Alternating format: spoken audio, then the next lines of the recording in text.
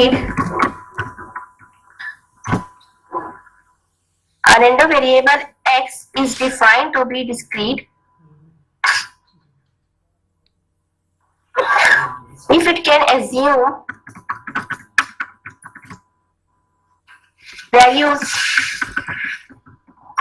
which are finite or countable.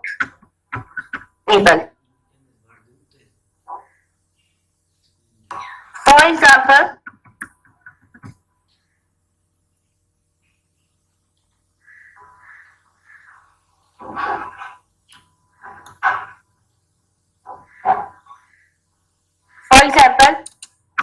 number of heads,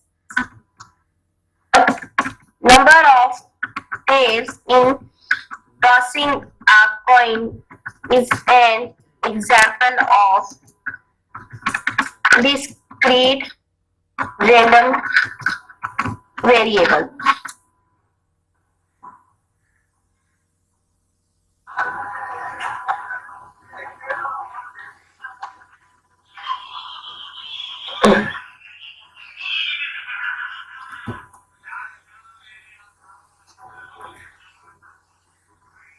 यहाँ तक लिख लिया. Random variable x is defined to be discrete if it can assume values which are finite or countable.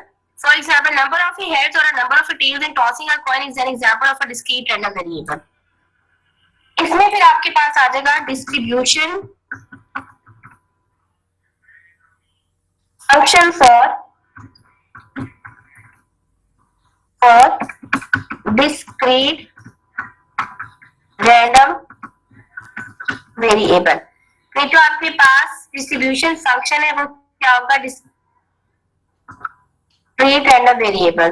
ये आपके पास discrete का ही part है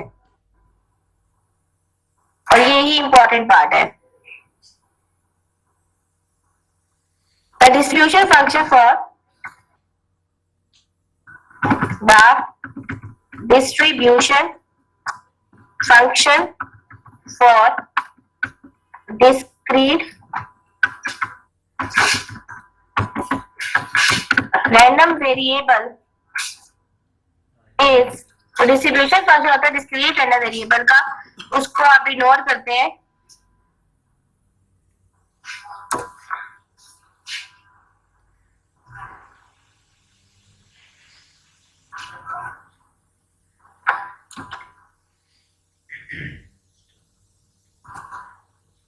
f of x is equal to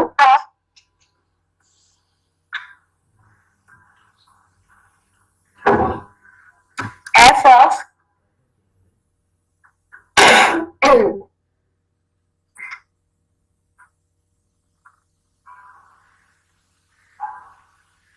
x और ये पार्ट तो f of x आई होता है f of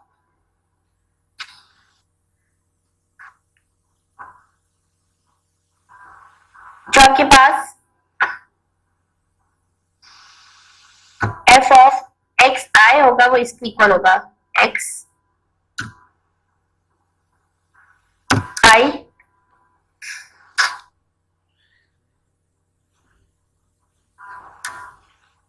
is equal to probability of a capital X is equal to small xi.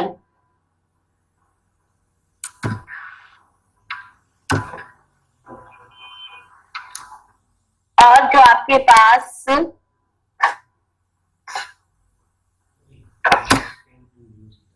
Condition hold होनी चाहिए वो ये होगी condition must be hold for discrete random variable is तो कंडीशन मस्ट होल्ड होनी चाहिए कि डिस्क्रीट रैंडम वेरिएबल के लिए वो ये होनी चाहिए कि जो सम of f of x i है वो आपके पास हमेशा इक्वल होना चाहिए यार प्रॉब्लम जी बताओ.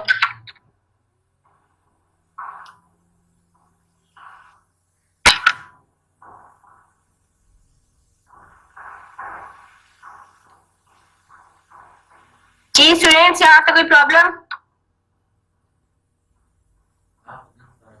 जी मोहम्मद सकलैन, क्या बताया आपको मैंने सकलैन? Yes ma'am. मैम यहाँ समझ नहीं आ रही। सिग्मा सिग्मा यहाँ कहाँ से समझ नहीं आ रही? फार्मूला जो लगाया आपने। अच्छा ये सिग्मा नहीं है, this is not sigma. Yes इस मैम। साइन को क्या कहते हैं अभी तक पता ही नहीं चला आप लोगों को? Is this sigma sign? Wasim आप बताएं। सवाल के लिए सवाल होता है। वसीम हैदर, अच्छा ये सिग्मा का साइन ही होता है, आप लोग क्यों कंफ्यूज होते हैं? इसको समेशन साइन कहते हैं, मैंने इतनी बार आपको बताया सम का साइन होता है। This sign is called sum. That is it. अगर आपसे पेपर में ये पूछा is the distribution function for discrete random variable, तो आप क्या कहेंगे? distribution function for discrete random variable is f of x is equal to sum of f of x I। और जो ये f of x होता है ना, ये आपके पास इक्वल होता है probability of x is equal to small x I के। समझ रहे हैं यहाँ तक? अगर आपसे ये पूछा था कि आपका जो वेरिएबल हो डिस्क्रीट कब होगा, आपका वेरिएबल डिस्क्रीट वेरिएबल तब होगा जब सम के 1 के।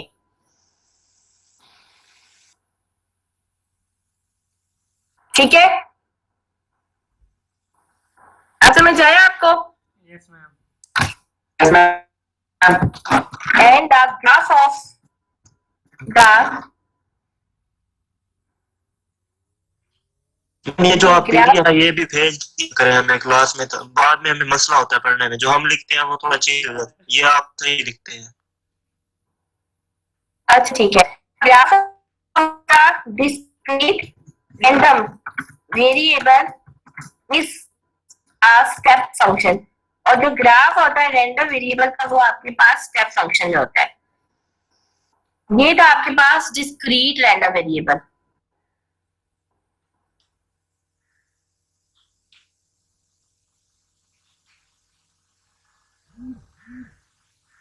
अब आप इसका जरा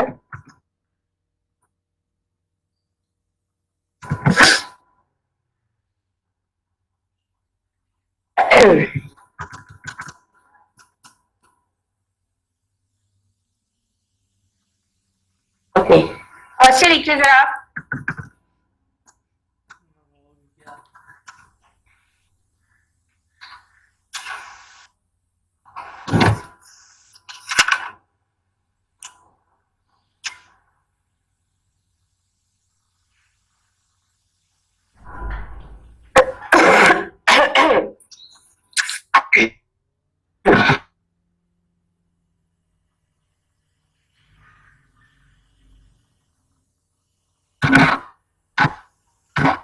And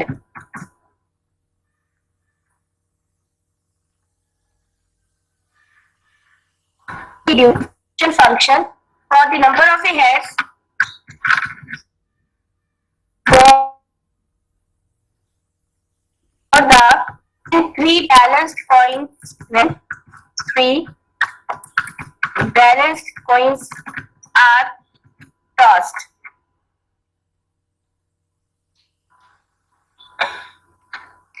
क्वेश्चन आपको ऐसे आएगा कि आपने क्या करना है कि फाइंड द प्रोबेबिलिटी डिस्ट्रीब्यूशन। आपने प्रोबेबिलिटी डिस्ट्रीब्यूशन फाइंड आउट करनी है एंड डिस्ट्रीब्यूशन फंक्शन, और डिस्ट्रीब्यूशन फंक्शन फाइंड आउट करना है for the number of heads. किसके लिए? नंबर ऑफ हेड्स के लिए। When three balanced coins are toss, जब आपके पास तीन बैलेंस्ड कॉइन टॉस किए जाएंगे।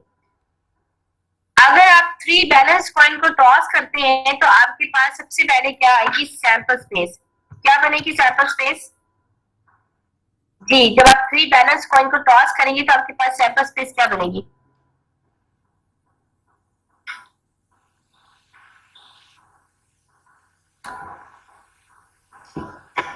जी बताएं, कोई बच्चा बताए कितनी बनेगी जब आप थ्री बैलेंस कॉइन को टॉस करेंगे? मैम 8 बनेगी। 8 बनेगी, राइट। और में कौन कौन से होंगे आपके पास इवेंट्स? कौन कौन से होंगे सैम्पलिंग इवेंट्स? जब आप थ्री कॉइन को टॉस करेंगे व्हेन थ्री बैलेंस कॉइन और टॉस, ये भी बारह बता देती हूँ, भूल गए होंगे आधे से ज्यादा बच्चे। तो आपके पास कॉइन की साइज कितनी होती है 2, और आपने इसको टॉस कितनी बार करना है 3 बार। 2 की पावर 3 करेंगे तो आपके पास क्या आ जाएगा 8। तो ये आपके पास हो जाएगा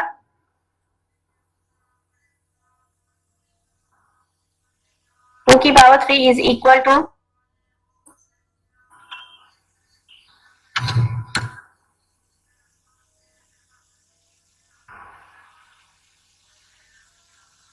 8।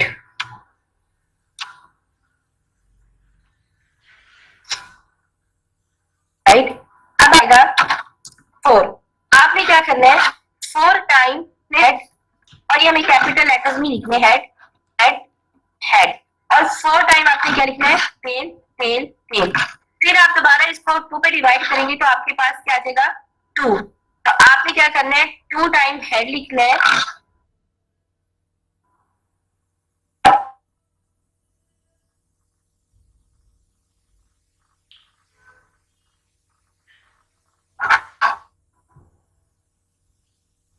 टेल लिखना है। फिर आप इसको क्या करेंगे 2 पे डिवाइड करेंगे,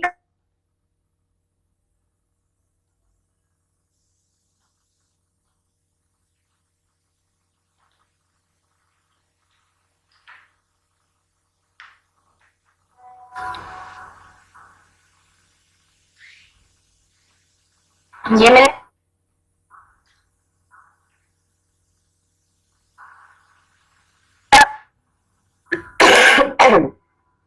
जी सना खालिद, आप बताएं मैंने कहा मिस्टेक की है। सना Khalid,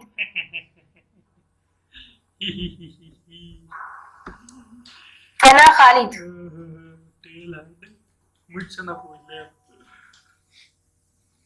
head head head head head tail head आया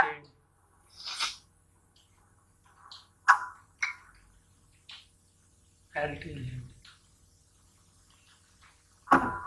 तो मेरी आवाज आ रही है?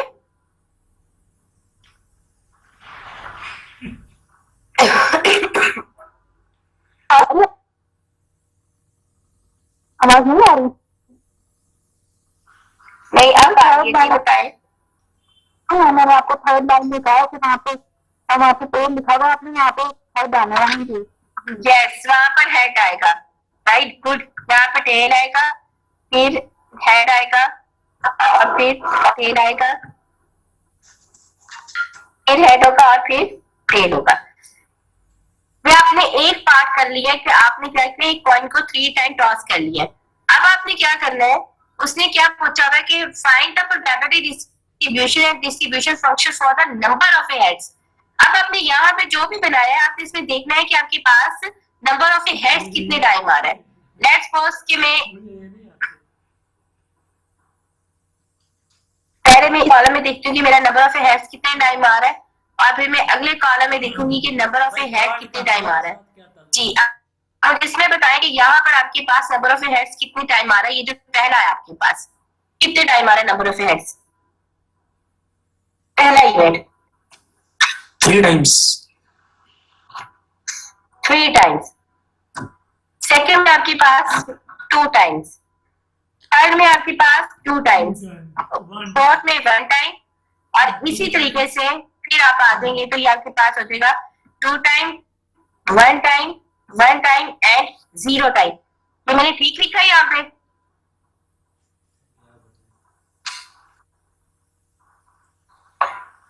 जी, यहाँ तक मैंने ठीक लिखा है? मुझे ये बताएं। जी मैम, लग तो सही रहा है। मैंने लिखा भी ठीक है, आपको ठीक लग रहा है, मैंने लिखा भी ठीक है। ओके, अच्छा मैम, मेरा एक यहाँ सवाल लिखने के बाद अब आप मुझे ये, हाँ जी पूछे। जी जी मैम, आपने पेपर में एक हमें दिया था क्वेश्चन, उसमें एक कॉइन को हमने 3 दफा टॉस करना था। हाँ, तो उसकी सैंपल स्पेस क्या बनेगी? एक एक कॉइन को फिर भी यही बननी टॉस थी। करना। एक कॉइन को 3 दफा टॉस करेंगे तब भी सैंपल स्पेस यही बनेगी। एक ही कॉइन कर रहे हैं 3 टाइम्स करना है आपने उसको, तभी एक आपके पास आएंगे ना 2। मैम यहाँ पे तो अच्छा, आपने ये 3 कॉइंस का हाँ, ये ना क्वेश्चन बड़ा कंफ्यूजिंग होता है। अब मैंने लिखा when one coin is tossed 3 times and when 3 coins are tossed 1 time, दोनों में क्या जी, मैम। डिफरेंस है? When one coin is tossed 3 times, यहाँ पे 3 कॉइंस है। जब एक कॉइन को आप 3 दफा टॉस करेंगे और जब 3 कॉइन को आप 1 दफा टॉस करेंगे, उनके मीनिंग एक ही आएंगे, तो इसमें कंफ्यूज होने की जरूरत नहीं है। अगर आपसे ये कहा जाए ना कि when one coin is tossed 3 times individually, हम मेंशन करते हैं साथ वर्ड इंडिविजुअली का, तो फिर आपके पास क्या बनेगी? पहले कॉइन के लिए सैंपल स्पेस 2 बनेगी, दूसरे कॉइन के लिए सैंपल स्पेस 2 बनेगी और थर्ड कॉइन के लिए सैंपल स्पेस 2 बनेगी। अंडरस्टैंड करें मेरी बात को? जी ma'am. When a coin is tossed 3 times, when 3 coins is tossed 1 time, both have the same meaning. And when a coin is tossed 3 times individually, then its meaning is totally changed, right? जी ma'am, okay. अब मैंने आपसे ये पूछा है कि मुझे आपने ये बताना है कि let x denotes the number of, अब मुझे ये बताएं कि x डिनोट कर रहा है आपके पास नंबर ऑफ हेड्स को, तो आपके पास x की कितनी वैल्यूज है यहाँ पे?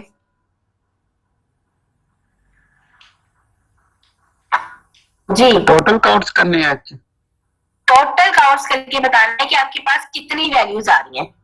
x आपके पास डिनोट कर रहा है नंबर ऑफ हेड्स को, और यहाँ पर आपको यस f ऑफ x, और ये स्मॉल f आएगा। अब x की आपके पास वैल्यूज कितनी आ रही हैं? 12। नो, x की वैल्यू आपके पास आ रही है number 1 is 0, number second is 1, number third is 2 and then 3। समझ आइए बात की?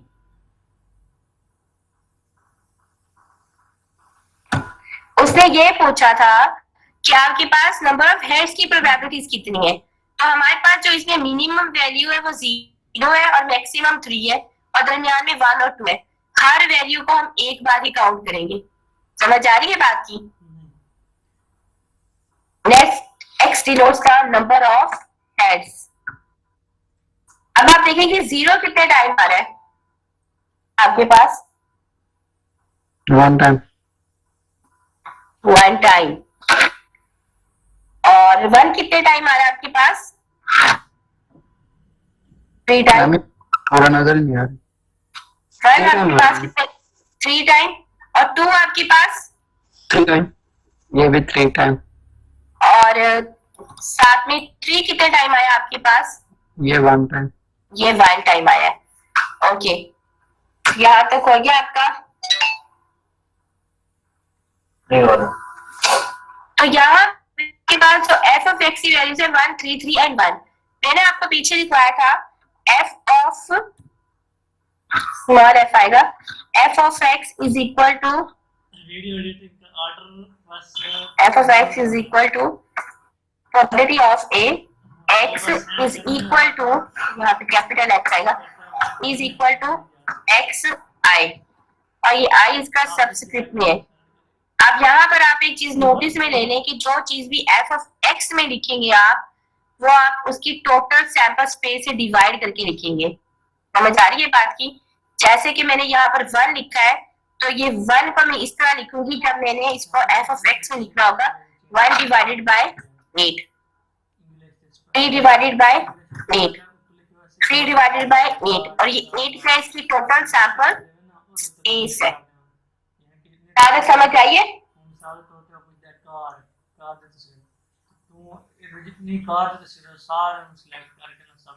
जी बच्चे बताए। जी मैं आ गई है समझ सबको? Yes ma'am. इसमें a to p x equal to xi ये क्या लिखा हुआ है? और ये equal to 0. Next होगा gamma is equal to 1. Next होगा probability of A x is equal to 2. और next होगा probability of A मैम आ गई समझ। x is equal to 3. अब जरा मुझे ये ऐड करके बताएं कि ये आपके पास कितनी क्या आंसर आएगा। ऐड करके बताना है आपने मुझे f of x को।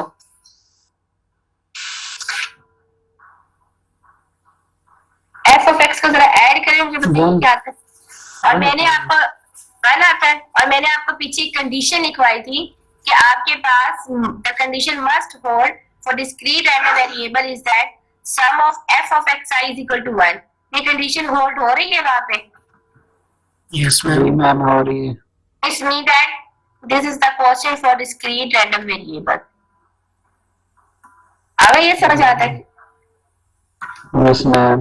ओके, ये तो था आपके पास हेड का।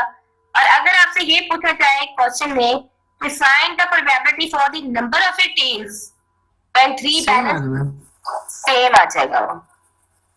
यानी कि आपसे कोई भी क्वेश्चन पूछा जाए इससे रिलेटेड तो आप इजीली सॉल्व कर सकते हैं। ये तो था आपके पास डिस्क्रीट रैंडम वेरिएबल। अब आप आ जाए कंटिन्यूअस रैंडम वेरिएबल के ऊपर। मैम अगर ये आ जाए उसके डाइस में, जिसमें डाइस में अगर आपको कहा जाए कि let's suppose a balanced dice is toss, a balanced, तो जब एक बैलेंस कॉइन टॉस होगा तो उसकी सैंपल स्पेस क्या बनेगी? 1 2 3 4 5 6। आपको क्या लिखेंगे? Probability of x is equal to 1 कितना होगा? 1। Probability of x is equal to 2 कितनी होगी? 1। Probability of x is equal to 3 कितना होगा? 1। कि कौन सा 1 मैंने उसको इस तरह बता देते हैं आपको।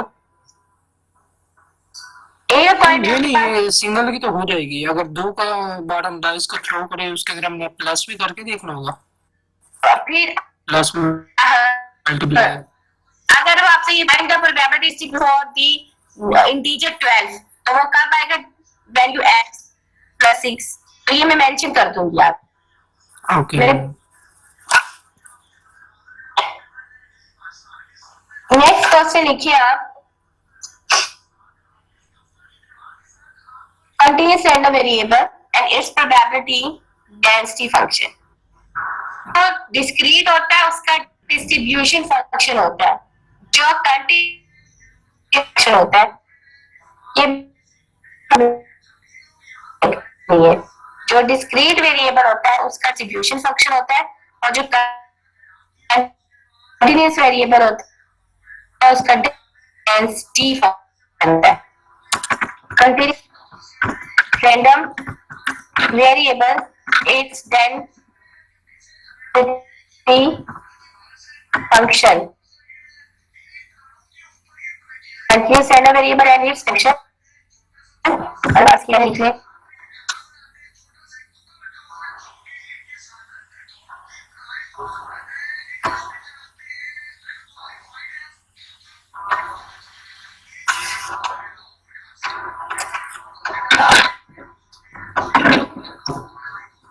A variable is set to be a continuous random variable if it can assume any value in an interval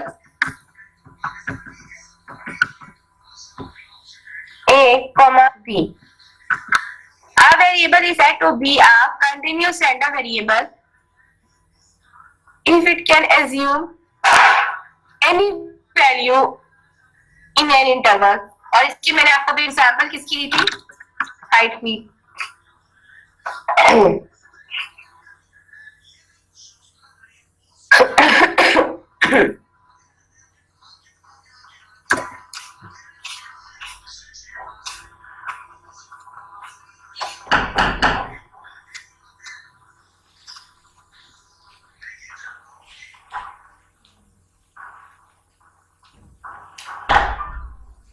इसके बाद लिखिए फंक्शन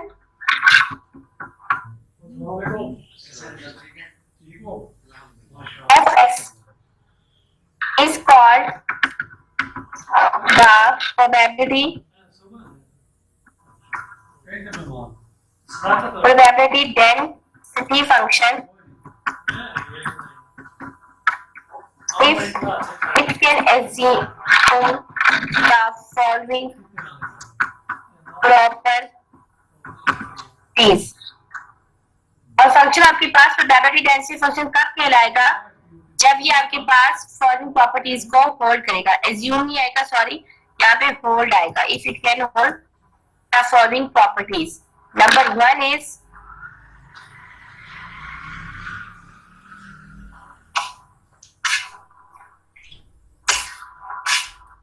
है आपके पास f of x greater than or equal to 0.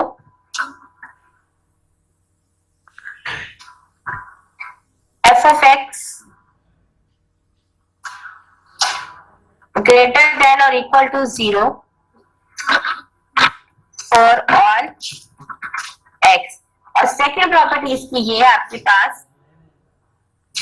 कि integration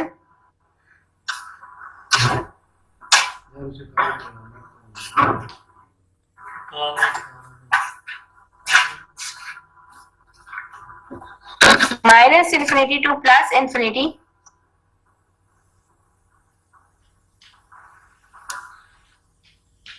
plus infinity f of x b of x is equal to 1. अब ये दो properties आपकी होल्ड करेंगी तो आपका जो फंक्शन है वो आपके पास प्रोबेबिलिटी डेंसिटी फंक्शन होगा.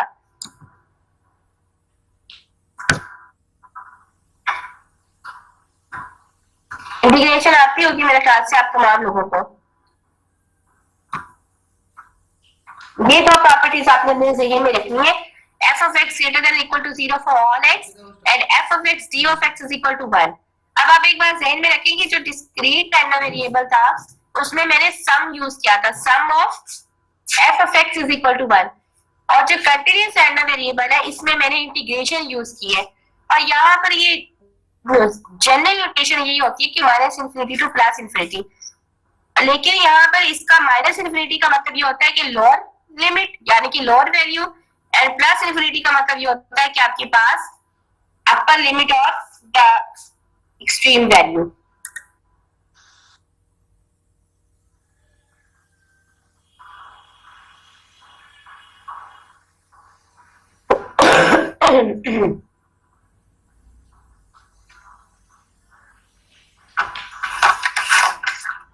और एक चीज यहाँ पे आप लिख रहे the continuous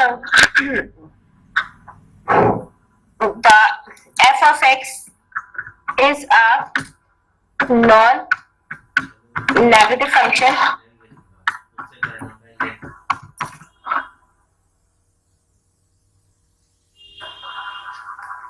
even and its graph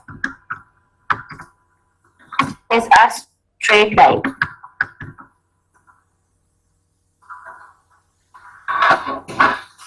ये आपके पास इंपॉर्टेंट पॉइंट है जो मैं बोल्ड करके लिख रही हूँ. अब आप आ जाए इसके क्वेश्चन की तरफ, कंटिन्यूस के क्वेश्चन की तरफ. यहां तक आप लोगों को कोई प्रॉब्लम है तो पूछे जी. Any question?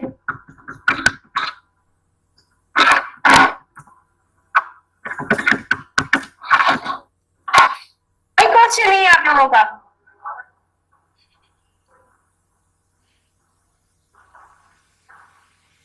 Aqib,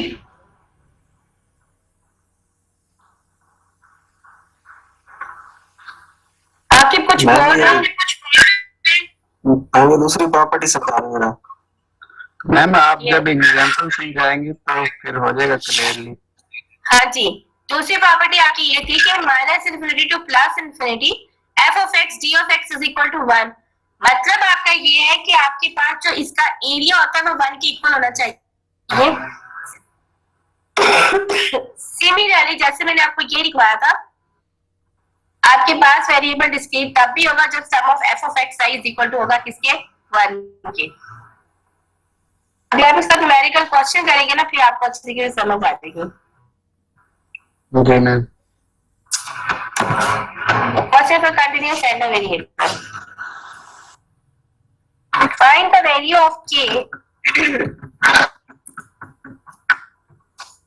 find the value of k so that the function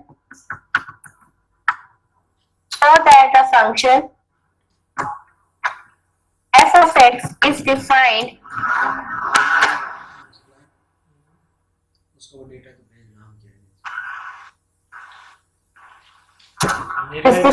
as follows, मेरी आईडी ओपन कर। and it must be a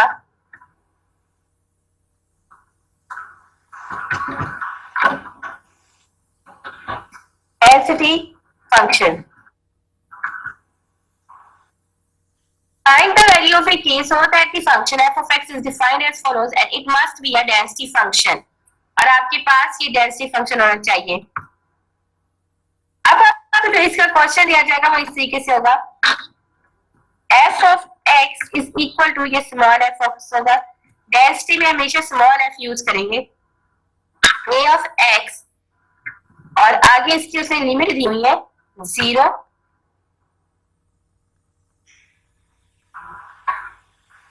less than equal to x less than equal to 2, बाबू को पता चला कि मैं था नहीं ऐसा। right?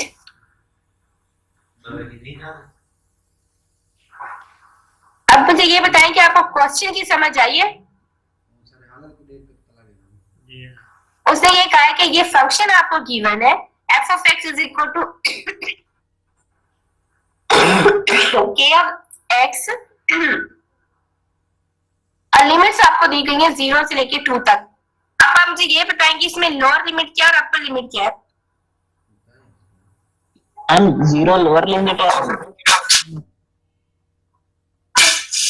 2 upper limit. Yes, 0 lower limit है और 2 अपर लिमिट है, and this is same as 0 is considered as minus infinity and 2 is considered as plus infinity. Understand? Yes ma'am.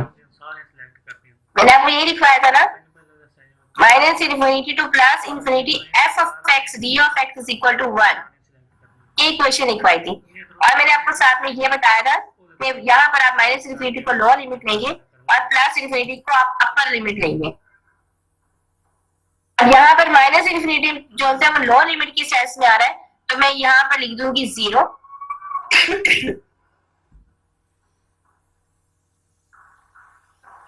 minus infinity 0. What is this? यहाँ मैं लिख दूंगी 0 और ऊपर मैं लिख दूंगी 2। समझ आ गई आपको बात की?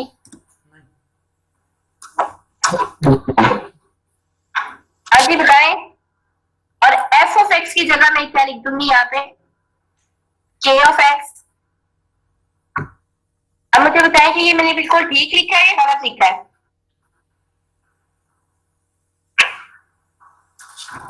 भाई ये तो हमने प्रूव नहीं करना इज इक्वल टू 1 है या नहीं। हाँ, तो इक्वल लिख तो दिया हमने 1 की। यस मैम, ठीक लिखा है वैसे ही। मुझे लगता है मैंने ठीक लिखा है। या आपने हर क्वेश्चन जो कंटिन्यूअस किया है आपने यहीं से स्टार्ट करना है, इक्वल टू 1 के। आ गई ये समझ? यहाँ पर अगर k मैंने लिखा हुआ है, अगर मैंने c लिख दूं तब भी find the value of c, find the value of d, तो आपने इज इक्वल टू 1 कर देना इसको। इसको जरा सॉल्व करके मुझे बताइए कैसे होगा।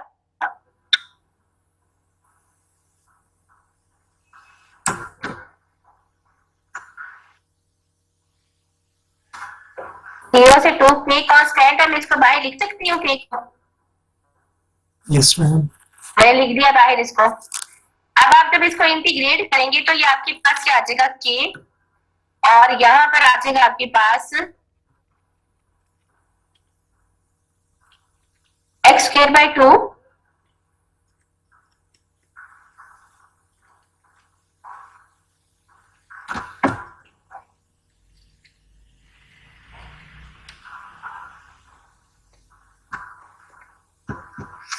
सबस्क्रिप्ट में आना एक्स स्क्वायर। यानी कोई एक्सपर्ट बंदा हो ना होते हैं मुकाबले से एकदम और लेंथ की क्लास से बढ़ ये नहीं होगा बाई 2 और यहाँ पर आ जाएगा आपकी दोबारा ब्रैकेट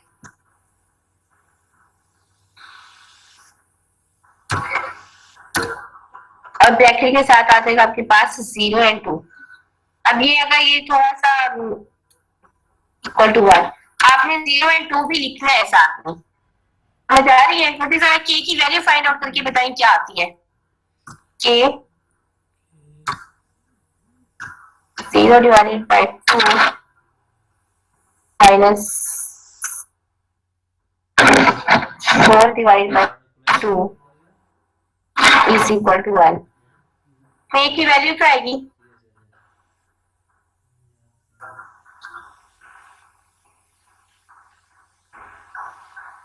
जी बताएं के की वैल्यू क्या आ रही है?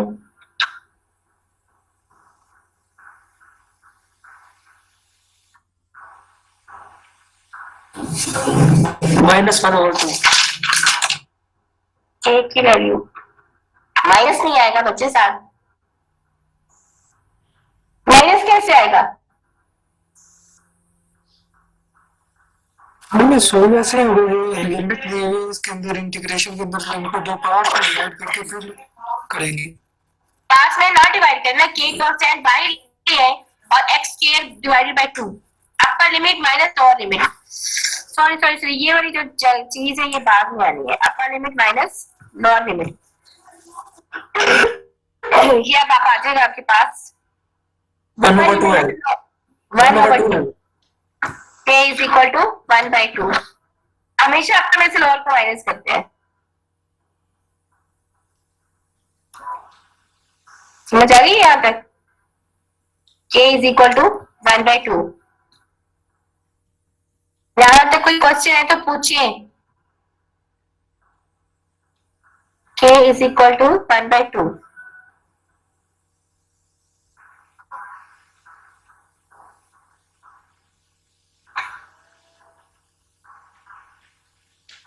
अच्छा जी, नेक्स्ट है अगर वो आपसे ये क्वेश्चन पूछे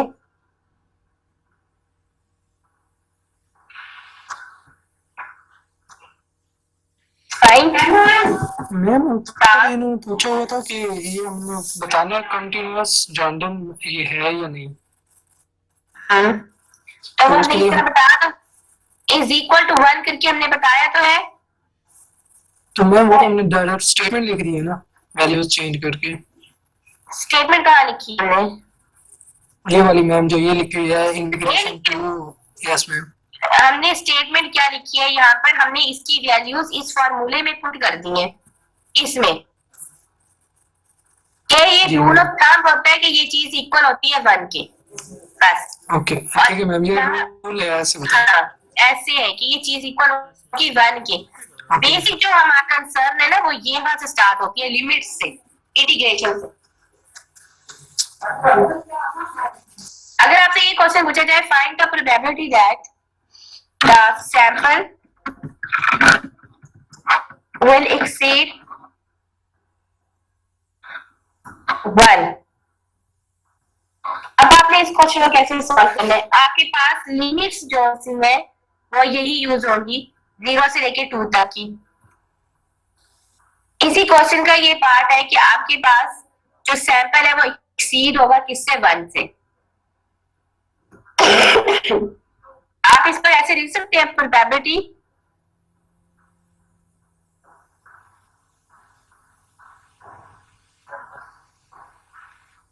सैंपल विल एक्सीड 1। यहाँ पर जो ये जो क्वेश्चन हमें दिया है इसमें जो अपर लिमिट है वो हमारे पास कितनी है? अपर लिमिट है 2, मैक्सिमम लिमिट हमारे पास 2 है। तो जो सैंपल एक्सीड करेगा वो 1 से, तो वो सिर्फ 2 तक ही जाएगा, इससे ज्यादा नहीं जाएगा। तो हमने क्या करना है, 1 से एक्सीड करेगा तो 2 तक जाएगा ना, ऊपर हमने 2 लिख दिया है और नीचे उसने क्या दिया हुआ था 1 से लेके 2 तक और f ऑफ x और d ऑफ x। समझ आ गई है?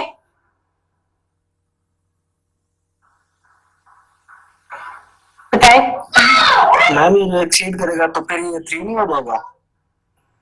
मैंने अभी यहाँ पर जो लिखा था वो मैंने ये पॉइंट लिखा था, जरा अगर आपने गौर किया तो मैंने ये लिखा था ए बी, और ये जो ब्रैकेट होती है ना, ये इसका मतलब होता है ये क्लोज्ड है। यहाँ पर 2 दिया है ना, 2 से एक्सीड करेंगे 3 आ गया, तो 2 से एक्सीड का मतलब है वो 3 भी हो सकता है, 4 भी और 5 भी। नो, हमें सिर्फ यहाँ तक लिमिट दी गई है, बस हमने इसी लिमिट में रहना है, इससे हम बाहर नहीं जा सकते। तो 1 एक्सीड होगा तो 2 तक जाएगा, इससे आगे नहीं जाएगा, क्योंकि यहाँ पर आके हमारा इंटरवल क्लोज्ड हो जाता है। Understand?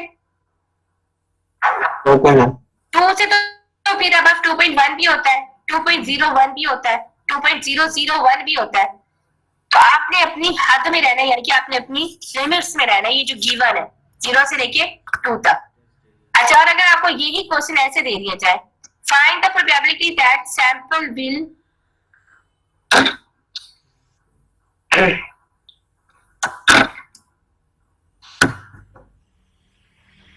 Sample will less than 1, तो फिर क्या लिखेंगे आप? फिर ये मैम 1 जो है वो अपर लिमिट बन जाएगी और 0 लोअर लिमिट होगी। यस, गुड, फिर ये आपके पास रिवर्स हो जाएगा। समझ आ गई ये क्वेश्चन की ना? तो फिर आपके पास ये रिवर्स हो जाएगा और ये हो जाएगा सही जवाब आप सेंड करते हैं 1, और यहाँ पर आ जाएगा आपके पास 0। खत्म हो जाती है, क्या मतलब है? यहाँ पे कोई क्वेश्चन है तो पूछा रिमूव हो जाती जी, एनी क्वेश्चन?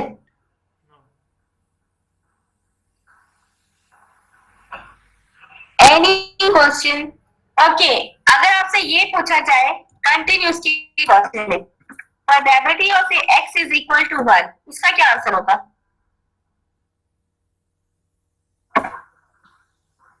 जी बताएं। ये बड़ा टेक्निकल क्वेश्चन है, उसको जरा सोच समझ के आपने जवाब देने।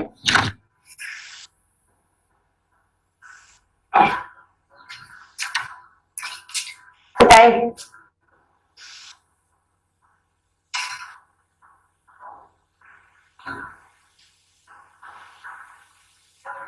क्या आंसर होगा probability of x is equal to 1?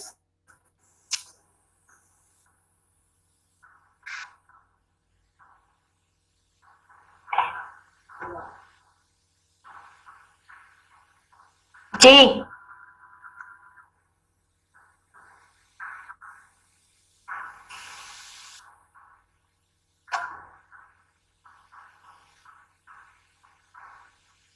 अच्छा, आपसे पूछ रही हूँ, कुछ तो बोले।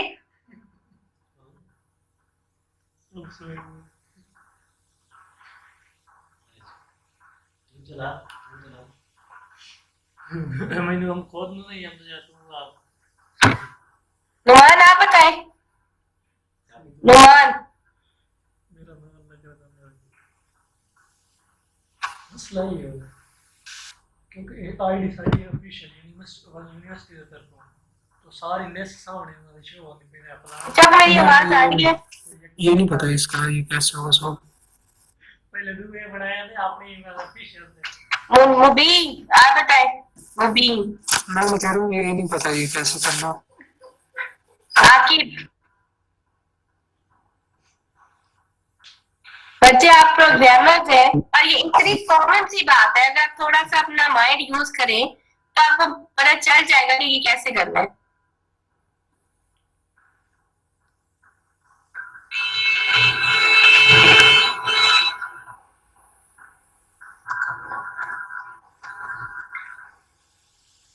किसी को नहीं पता चला। मोहसिन आप बताएं। मोहसिन नो मैम नहीं पता। मैम ये x का स्क्वायर बाय 2 होगा, अंदर x की वैल्यू को 1 पुट कर देंगे तो 1/2।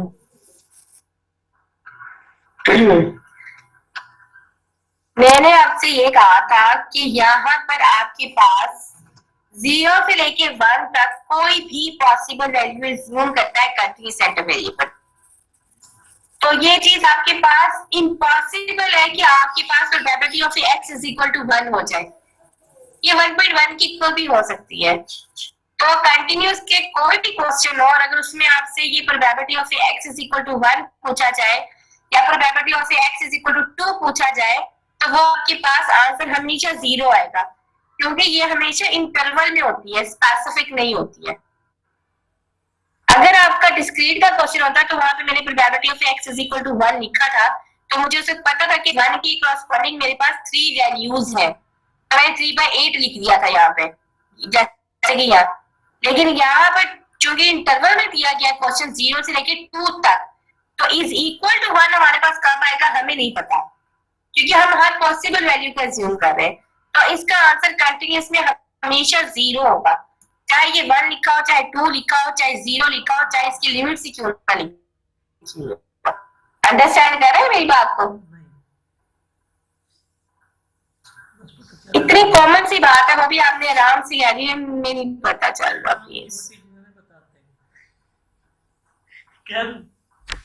ये छोटे छोटे चीजें यहाँ तक आज के ये लेसन में यहाँ तक कोई प्रॉब्लम है तो पूछे। सारी प्रॉब्लम से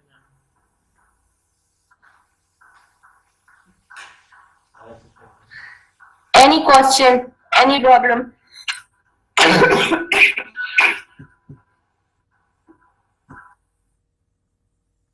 तो मैम कोई क्वेश्चन नहीं है, आगे ये समझ।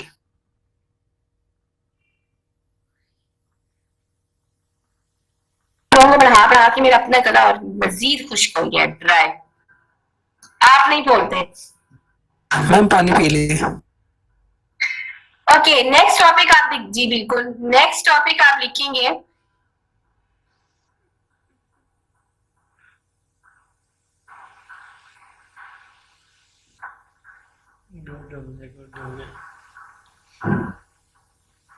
Joint probability distribution.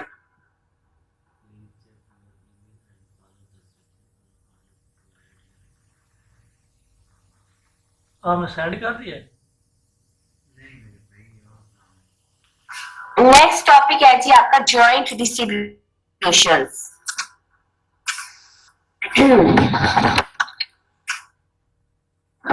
Joint distribution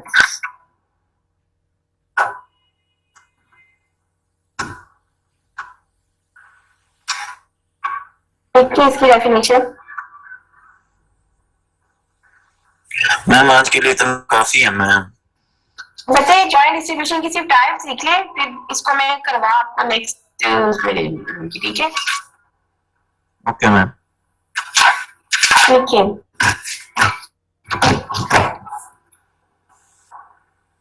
इसका इंटरव्यू चल रहा है, इसका इंटरव्यू चल रहा है। डेफिनेशन देखिए, द डिस्ट्रीब्यूशन ऑफ कौन से डेरा का the distribution of two or more क्या नाम है? random variable which are observed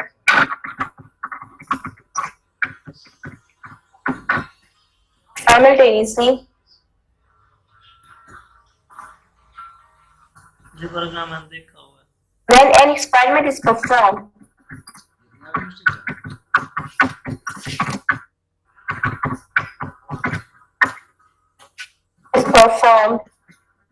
is called point distribution.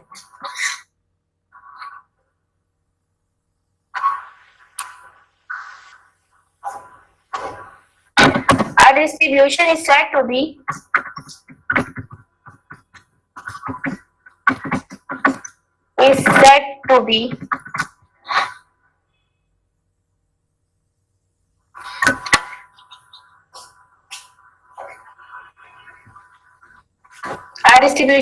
to be univariate. Univariate when only one variable is studied. A distribution is said to be bivariate when two variables are studied. distribution is said to be a trivariate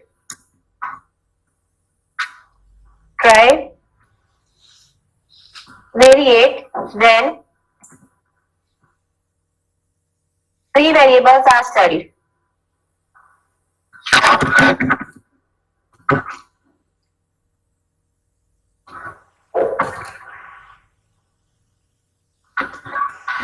Three variables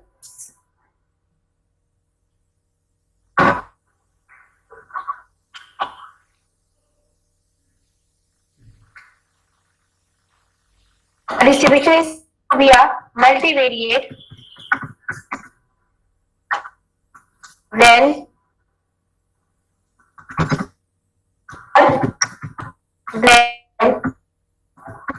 three variables are studied. Then are you समझ? Study is said to be a univariate distribution. When two variables are studied, is said to be a bivariate distribution. When three variables are studied, is said to be a trivariate distribution. And when more than three variables are studied, is said to be a multivariate distribution.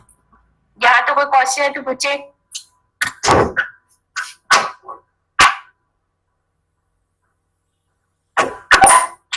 हाँ जी बच्चों.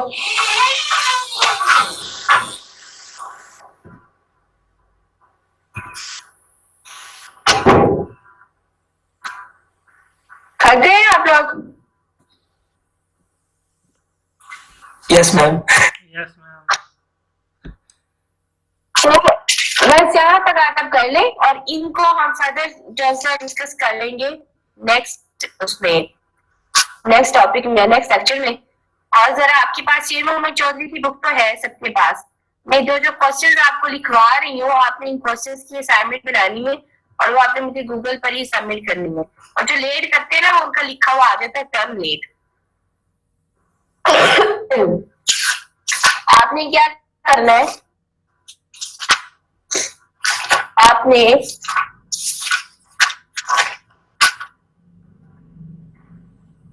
Question number, आपने ये एक question ये पढ़ना है, assignment question याद है।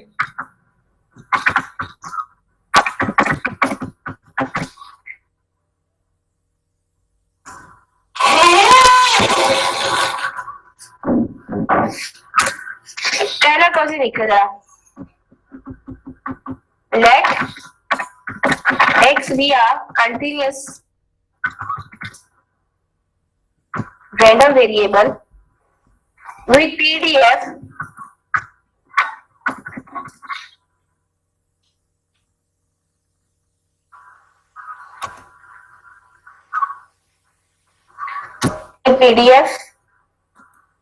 ये PDF यहाँ पे क्या होगा? यहाँ पे ये PDF है, क्या मतलब होगा जरा मुझे बताएंगे भाई? जी बताएं जरा, ये PDF है क्या मतलब होगा? जी बता देंगे तो जल्दी क्लास खत्म होती है, वरना मैं आपसे ऐसे ही पूछती रहूंगी और आपको इनमें से कोई बोलेगा ही नहीं।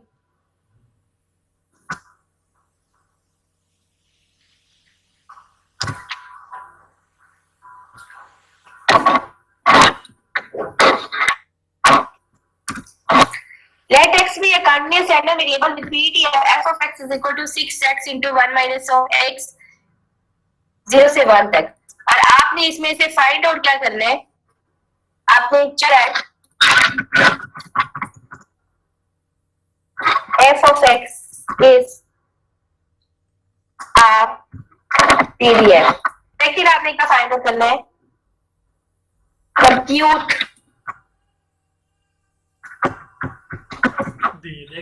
आपने कंप्यूट करना है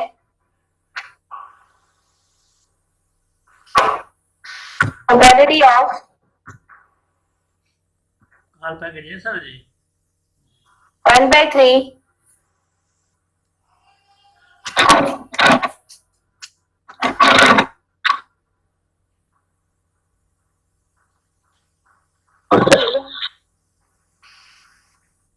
less than x less than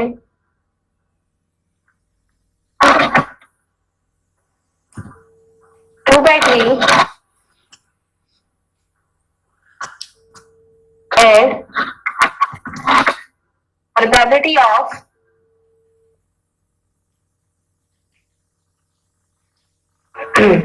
x less than equal to 1/2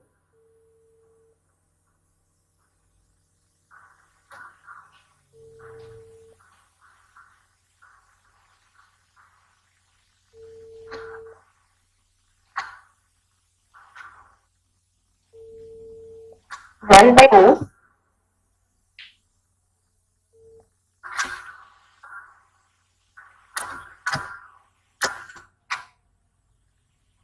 ये अपनी क्वेश्चन करना है कंटिन्यूस का और डिस्क्रीट का लिख ले जरा।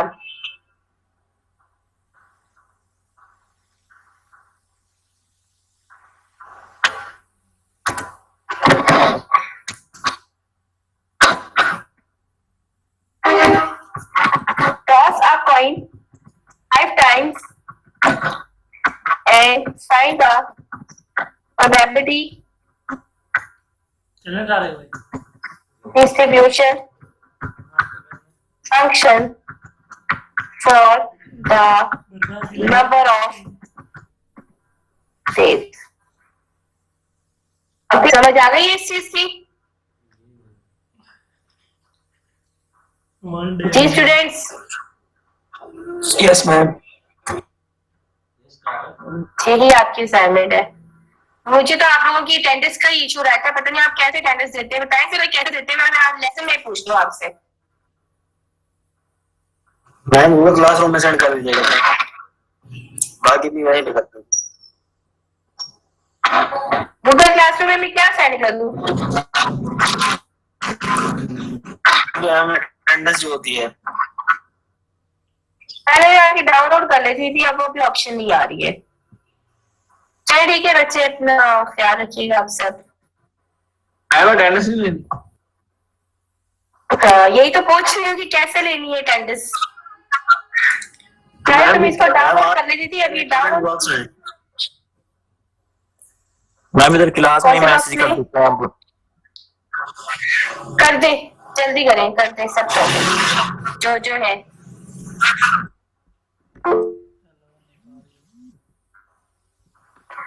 वसीम हैदर प्रेजेंट मैम, नुमान नियाज प्रेजेंट, सना खालिद प्रेजेंट, अली हैदर, मोहम्मद मोहसिन, उमैर, हाफिज सलाम, रजब अली, मोहम्मद अयास, मोहम्मद आदिल, मुबश्शिर अली, मोहम्मद जैन, आकिब, मोहम्मद ज़किया, मोहम्मद सिकलैन।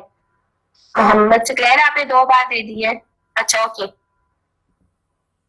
मैम 2 सिकलैन है, सिकलैन भी 2 है।